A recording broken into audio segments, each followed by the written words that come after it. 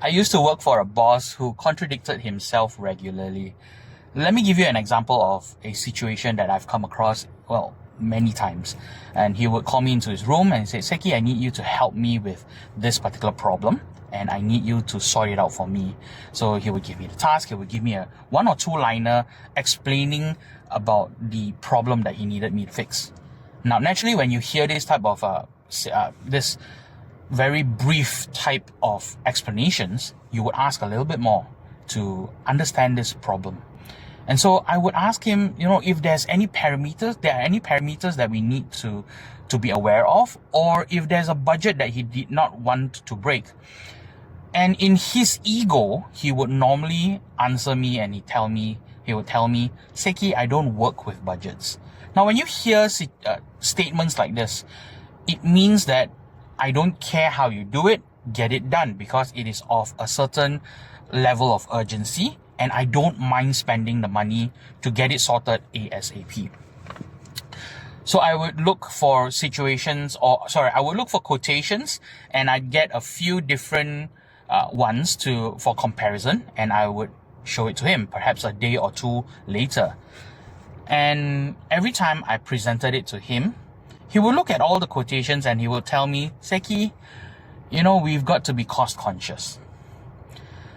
Now that went against every fiber of my being, because on the one hand, when you gave me the brief, you did tell me that there is no parameters, neither is there a budget that I needed to adhere to. But on the other hand, when I presented the possible solutions, you tell me that it is too high for you to accept. Now, how do you protect yourself in this type of situations? Because on the one hand, lashing out would also show unprofessionalism, especially if that person is your superior. But at the same time, being human, we are packaged with this thing called emotions, and it is not wrong. But I do remember something that I was taught.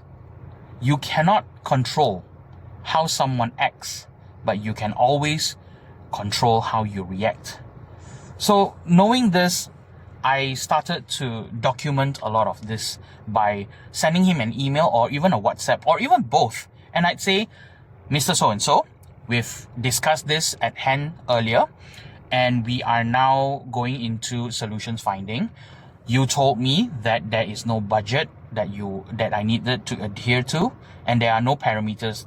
Therefore, I take it that this is of a certain urgency, and therefore I am going to source for a solution. So whenever I go back to him, he would naturally go back and say that, oh, it is, we've got to be cost conscious again. Now, this is where you pull the emails or the WhatsApp or even both and tell him that, hey, I actually checked with you. I sent you an email and I've also sent you a WhatsApp. And since you did not reply, I take it that my email content was correct. Now, this is where you then practice a little bit of humility and you say, perhaps I may have misunderstood you. Can we have a little bit more detail in terms of your directive so that I do not risk doing the wrong thing again? Now, by doing so, you are giving 2 subtle communication. Number 1 is that you told me this, I acted accordingly, and now you're telling me that it is not correct. But the second thing is, if it was wrongly done, I needed more directives so that you can let me know whether this is the correct path or this is the direction that you want me to attempt.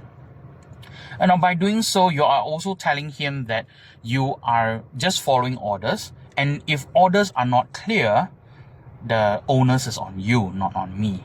We have done according to how you have told us to do it. So think about this, and whenever we come to a frustration, take a moment to realize what the problem is and react by replying in a very non-confrontational way, but at the same time address the problem that it wasn't your fault for misunderstanding what was intended. So I hope this helped. Take care.